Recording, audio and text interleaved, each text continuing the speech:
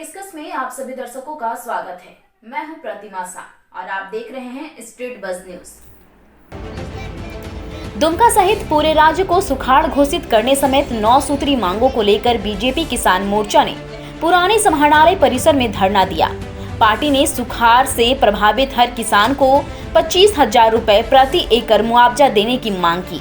Party ने राज्य को सुखाड़ घोषित करने में सरकार के उदासीन रवैये पर सवाल भी उठाया और दो टूक में कहा कि सरकार अगर जल्द किसानों के हित में उचित फैसले नहीं लेती है तो पार्टी सड़क से लेकर सदन तक आंदोलन के लिए बाध्य होगी। पूर्व मंत्री डॉक्टर लुइस मरांडी ने कहा कि राज्य पूरी तरह सुखाड़ की चपेट में आ गई है, लेकिन राज्य की हेमंत सरकार को किसानों की चिंता नहीं है। पार्टी के प्रदेश उपाध्यक्ष विनोद शर्मा ने कहा कि विधानसभा शुरू होने के पहले अगर सरकार किसानों के हित में कोई ठोस निर्णय नहीं लेती है तो विधानसभा सत्र के दौरान पार्टी के नेता, विधायक और किसान सड़क से लेकर सदन तक सरकार के खिलाफ आंदोलन करने के लिए बाध्य होंगे। कार्यक्रम की अध्यक्षता बीजेपी किसान मोर्चा के जिला अध्यक्ष जयप्रकाश मंडल ने की। खेती नहीं हो पाया, पानी नहीं आया तो अभी पानी को समझ में आता है लेकिन सरकार को समझ में नहीं आता। ये तो हम कह सकते हैं, जान के अंधा होना और जान के बहरा होना, तो सिर्फ स्वयं हित के लिए चिंता कर।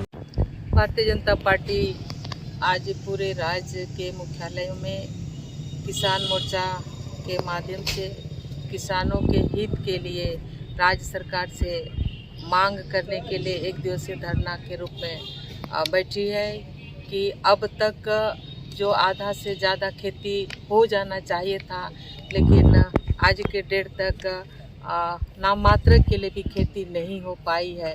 सारा बिचड़ा मर गया है, खेत में एक भी बूंद पानी नहीं है, लेकिन सरकार निश्चित रूप से आज तक किसी भी तरह का पहल नहीं कर पाई है। आज तक उनको सुखाड़ घोषित कर लेना चाहिए था, सभी जिलों से रिपोर्ट मंगा लेना चाहिए था, लेकिन कुछ भी नहीं किया है। ये सारे चीज़ों को लेकर भारतीय जनता पार्टी किसान मोर्चा के माध्यम से सभी कार्यकर्ताओं ने प्रदेश भर में एक दिवसीय धरना में बैठे हैं और सरकार से मांग करना है, हम लोगों को मांग करना है कि अविलंब झारखंड को हम लोग दुमका के लिए मांग करेंगे, दुमका को सुखाड़ घोषित करें और जिन सारे चीज़ों जैसे जो बिचड़ा डाला गया था किसानों को, तो वैसे क्षतिपूर्ति का जो मुआवजा है वो भी हम लोग मांग कर रहे हैं।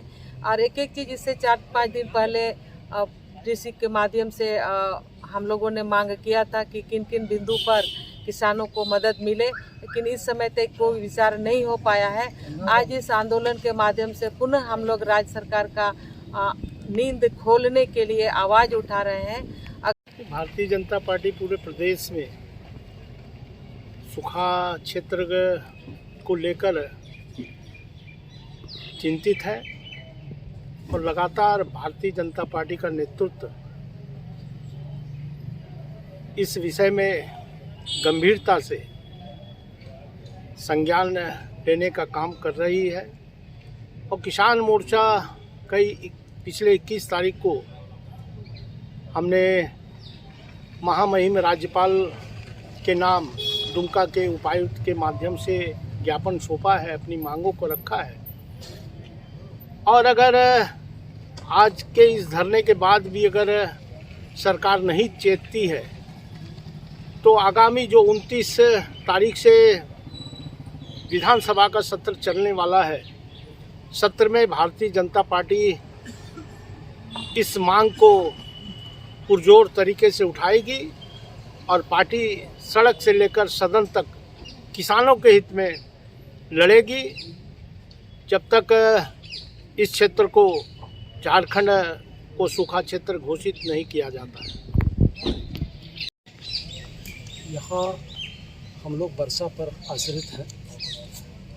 रही संसाधन की बात तो बहुत कम है, सिंचाई के तुलना में अगर इसको देखा जाए तो नहीं के बराबर है।